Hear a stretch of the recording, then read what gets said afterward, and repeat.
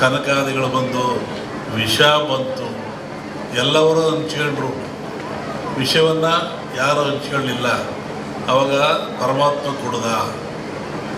ಆವಾಗ ಅವನಿಗೆ ಯೋಚನೆ ಆಯಿತು, ಸಕಲ ಸಂಪತ್ತೆಲ್ಲ ಕೊಟ್ಟುಬಿಟ್ಟೆ ನಾನು, ಸಮುದ್ರದಲ್ಲಿ ವಿಷವೂ ಬಂದುಬಿಡ್ತು, ಇದನ್ನು ನಾನು ಕುಡಿದೆ, ಇದರಿಂದ ಪಾರಾಗೋದು ಹೇಗೆ?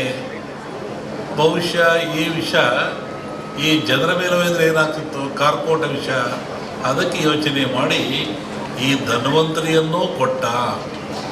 ಈ ಧನ್ವಂತರಿ ಎಲ್ಲಿಂದ ಬಂತು ಅಂದರೆ ಸಮುದ್ರದಿಂದ, ನೀರಿನಿಂದ, ಸಾಗರದಿಂದ ಬಂತು. ಇದು ಆ ಒಂದು ದೇವತೆಯ ರೂಪದಲ್ಲಿ ಬಂತು. ನಮ್ಮಲ್ಲಿ ಕೇಳಲಿಕ್ಕೆ ಮುರಳಿ, ಕಾಮತ್ತು ಎಲ್ಲ ಬಂದಿದ್ದರು ಈ ವಿಚಾರವಾಗಿ. ಕೆಲವು ಸೂಚನೆಗಳನ್ನು ಹೇಳಿದ್ವಿ ನಾವು. ನೀವು ಯಾಗ ಮಾಡುವಂಥ ಜಾಗದಲ್ಲಿ ವೃಕ್ಷ ಇರಬೇಕು, ಅಲ್ಲಿ ಒಂದು ಹುತ್ತ ಇರಬೇಕು, ಅಲ್ಲಿ ಒಂದು ಎಕ್ಕದ ಗಿಡ ಇರಬೇಕು, ಮತ್ತು ಸಮುದ್ರ ಪೂಜೆಯನ್ನು ಮಾಡಬೇಕು. ಯಾಕೆಂದರೆ ಮೂಲ ಸಮುದ್ರವೇ ಮೂಲ. ಇದಕ್ಕೆ ಗಿಡ, ವೃಕ್ಷ, ಬಳ್ಳಿ ಇದಕ್ಕೆಲ್ಲ ಸಮುದ್ರವೇ ಮೂಲ, ಅಲ್ಲಿಂದ ತರಬೇಕು. ಹಾಗೆ ಹೀಗಾಗಿ ಈ ಒಂದು ಯಾಗ ಭಾಳ ಚೆನ್ನಾಗಿ ನಡೀತಾ ಇದೆ ಭೂಮಿ ಮೇಲೆ. ಅದರಲ್ಲೂ ಈ ಕರಾವಳಿ ನಡೆದಿದ್ರೆ ಅತ್ಯಂತ ಮನುಕುಲಕ್ಕೆ ಆದರ್ಶವಾಗಿರ್ತಕ್ಕಂಥದ್ದು, ಪ್ರಾಯಶ್ಯವಾಗಿರ್ತಕ್ಕಂಥದ್ದು, ದೀರ್ಘಾಯುಷ್ಯದ ಗುಟ್ಟನ್ನು ನಮ್ಮವರು ಕೊಟ್ಟಿದ್ದಾರೆ. ಪ್ರಕೃತಿಯ ಗುಟ್ಟನ್ನು ಭೇದಿಸ್ತಕ್ಕಂಥ ಅಟ್ಟ ಇನ್ನೇನೂ ಇಲ್ಲ. ಪ್ರಕೃತಿ ಎಲ್ಲ ಕೊಟ್ಟುಬಿಟ್ಟಿದೆ. ಅದರ ಗುಟ್ಟನ್ನು ಭೇದಿಸಿ ಮನುಷ್ಯ ಉಪಯೋಗ ಪಡಿತಕ್ಕಂಥದ್ದು, ಆರೋಗ್ಯವಂತನಾಗ್ತಕ್ಕಂಥದ್ದು. ಹೋಮಗಳಂದರೆ ಏನು? ಹೋಮವನ್ನು ಯಾತಕ್ಕೋಸ್ಕರ ಮಾಡ್ತಾರೆ? ಅದರ ಉದ್ದೇಶ ಏನು? ಒಂದು ಕಲ್ಪನೆ ಆಧ್ಯಾತ್ಮಿಕ ಚಿಂತನೆ, ಮತ್ತೊಂದು ಕಲ್ಪನೆ ವೈಜ್ಞಾನಿಕವಾಗಿ ಚಿಂತನೆ. ನಾವು ಏನೇ ಮಾಡಿದರೂ, ಯಾವ ಕೆಲಸ ಮಾಡಿದ್ರು, ಯಾವ ಧರ್ಮ ಸಹಿತ ಅದು ವಿಜ್ಞಾನಕ್ಕೆ ಒಳಪಡಬೇಕು. ವಿಜ್ಞಾನಕ್ಕೆ ಒಳಪಡದೆ ಹೋದರೆ ಧರ್ಮ ಆಗಲ್ಲ, ಸತ್ಯ ಆಗಲ್ಲ, ನಂಬಿಕೆ ಆಗಲ್ಲ, ಅಜ್ಞಾನದ ಪರಮಾವಧಿ ಆಗ್ತದೆ ಅದು. ಹೋಮದಲ್ಲಿ ಏನಿರ್ತದೆ? ವನಸ್ಪತಿಗಳನ್ನು ಹಾಕ್ತಾರೆ, ಆಜ್ಯವನ್ನು ಹಾಕ್ತಾರೆ, ಅಗ್ನಿಯನ್ನು ಕೊಡ್ತಾರೆ. ಈ ಗಿಡಮೂಲಿಕೆಗಳು ಅಂತ ಹೇಳಿದ್ರು ನಾನು. ಈ ವನಸ್ಪತಿಗಳಿಂದ ಅಗ್ನಿಗೆ ಹಾಕಿ ಹೋಮ ಆಜ್ಯ ಸುರಿಯೋದ್ರಿಂದ ನಮ್ಮ ನಂಬಿಕೆ ಅಗ್ನಿ ದೇವತೆಗಳ ಮುಖ, ಅಲ್ಲಿ ಔಷಭಾಗ್ಯವನ್ನು ಕೊಡೋದ್ರಿಂದ ದೇವತೆಗಳಿಗೆ ತಲುಪ್ತದೆ. ಆವಾಗ ನಾಡು ಸಮೃದ್ಧಿಯಾಗಿರ್ತದೆ, ರೋಗ ರುಜಿನ ದೂರವಾಗ್ತದೆ. ಒಂದಾದರೆ ಅಗ್ನಿಯನ್ನು ಆರಾಧನೆ ಮಾಡಿದವರು ಯಾರು? ಇದು ಒಂದು ಪ್ರಶ್ನೆ. ಅಗ್ನಿಹೋತ್ರಿಗಳು ಅಂತಿದ್ದಾರೆ, ಅವರು ನಿತ್ಯವೂ ಅಗ್ನಿ ಆರಾಧನೆ ಮಾಡಿ ಪೂಜೆಗಳನ್ನು ಮಾಡ್ತಾರೆ. ಅದು ಒಗ್ಗದ ಭಾಗದಲ್ಲಿರಲಿ, ಜಗತ್ತಿನ ಯಾವ ಸಮಾಜ ಇರಲಿ, ಯಾವ ಜನ ಇರಲಿ, ಯಾವ ಕುಲ ಇರಲಿ, ಯಾವ ಪಂಥ ಇರಲಿ, ಅಗ್ನಿಯನ್ನು ಆರಾಧನೆ ಮಾಡದಿರೋರು ಯಾರು? ದೀಪ ಹಚ್ತೀರ ನೀವು ಮನೇಲಿ, ಅದೇನು? ಅಗ್ನಿ.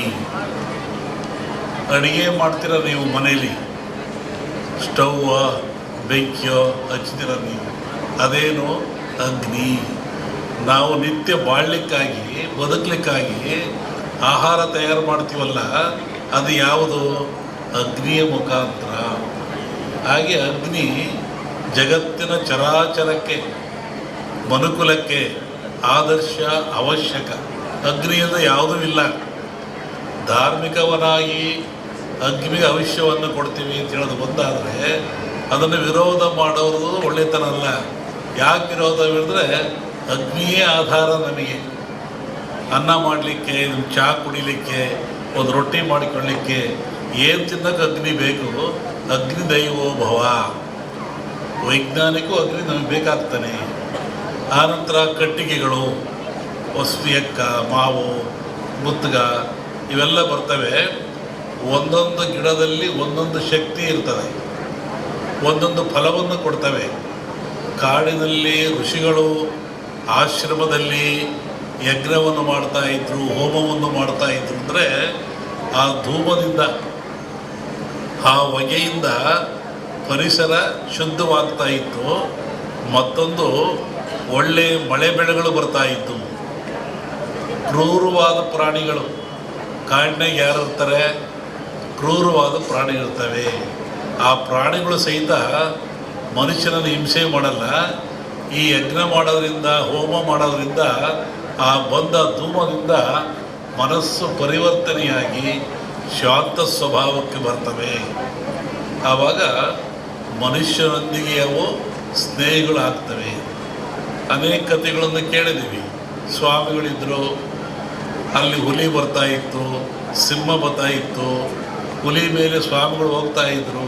ಅಂದರೆ ಯಜ್ಞ ಯಾಗಾದಿಗಳ ಫಲದಿಂದ ಬರುವಂಥ ಹೋಮಾದಿಗಳ ಧೂಮದಿಂದ ಅವು ಮನಃಶಾಂತಿ ಆಗ್ತಾ ಇತ್ತು, ಕ್ರೂರತ್ವವನ್ನು ಕಳ್ಕೊಳ್ತಾ ಇದ್ದು ಒಂದು ಚಿಂತನೆ ಇದೆ.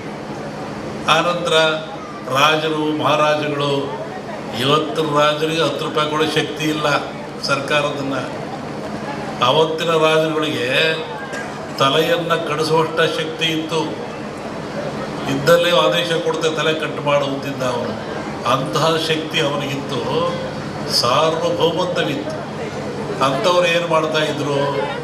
ನಾರ್ಮುಡಿಯಲ್ಲಿ, ಬರಿಗಾಲಿನಲ್ಲಿ ಕಾಡಿಗೆ ಹೋಗಿ, ಆಶ್ರಮಕ್ಕೆ ಹೋಗಿ, ಋಷಿಗಳ ಮುನಿಗಳಿಗೆ ಶಿರವಾಗಿ ಆ ಅಗ್ನಿ ಹೋಮದಲ್ಲಿ ಪಾಲ್ಗೊಂಡು ಸುಭಿಕ್ಷೆಯನ್ನು ಬೇಡ್ತಾ ಇದ್ದರು, ನಾಡಿನ ಸುಖವನ್ನು ಬೇಡ್ತಾ ಇದ್ದರು, ಆಶೀರ್ವಾದ ತಗೊಂಡು ಬರ್ತಾಯಿದ್ರು. ಅಂದರೆ ಈ ಹೋಮಗಳು ಆಧ್ಯಾತ್ಮಿಕವಾಗಿ ಹೌದು, ನಾಡಿಗೆ ಮಳೆ ಬೆಳೆ ರೋಗ ರುಜಿನಗಳನ್ನು ದೂರ ಮಾಡುವಂಥ, ಆಯುಷ್ಯವನ್ನು ಕೊಡುವಂಥ ಶಕ್ತಿ ಹೌದು. ಇಲ್ಲಿ ವಿಶೇಷವಾಗಿ ಆಜ್ಯ ಅಂತ ಬರ್ತದೆ. ಆಜ್ಯ ಅಂದರೆ ತುಪ್ಪ ಅಂತೇಳಿ. ನಾನು ಬೆಳಿಗ್ಗೆ ಆಗಲೇ ಹೇಳ್ತಾ ಇದ್ದೆ, ನಮ್ಮ ಹತ್ರ ಬಂದಾಗ ಯಾವುದನ್ನು ಆಜ್ಯ ಅಂತ ಕರಿತೀವಿ, ಆಜ್ಯದ ಮಹತ್ವವೇನು? ಹಾಲು ಕರಿತೀರ ನೀವು, ಹಾಲನ್ನು ಕರಿತೀರ, ಅದರ ಆಯುಷ್ಯ ಎಷ್ಟು? ಹಾಲಿನ ಆಯುಷ್ಯ, ಹಾಲು ಕರೆದ ಹಾಲಿಗೆ ಆಯುಷ್ಯ ಎಷ್ಟು? 12 ಗಂಟೆ. ಹಾಲು ಕರೆದ 12 ಗಂಟೆ ಮೇಲೆ ಅದು ಕೆಟ್ಟು ಹೋಗ್ತದೆ, ಅದು ಹಾಳಾಗಿ ಹೋಗ್ತದೆ, ಉಪಯೋಗ ಬರೋದಿಲ್ಲ. ಮನುಷ್ಯ ಭಾಳ ಬುದ್ಧಿವಂತ. ಈ ಹಾಲನ್ನು ಕೆಡದಂಗೆ ಇಟ್ಕೊಂಡು ನಾನು ಉಪಯೋಗ ಮಾಡಬೇಕು ಅಂತಾನೆ. ಅವನೇನು ಮಾಡ್ತಾನೆ, ನೀವೇನು ಮಾಡ್ತೀರಿ? ಬೆಂಕಿ ಹಾಕ್ತೀರಾ, ಅಂದರೆ ಹಾಲನ್ನು ಕಾಸ್ತೀರಾ. ಹಾಲನ್ನು ಕಾಸ್ತೀರಾ, ಕೆಂಪು ಕಾದ ಮೇಲೆ ಆರಿಸಿ ಅದಕ್ಕೆ ಹೆಪ್ಪು ಹಾಕ್ತೀರಾ.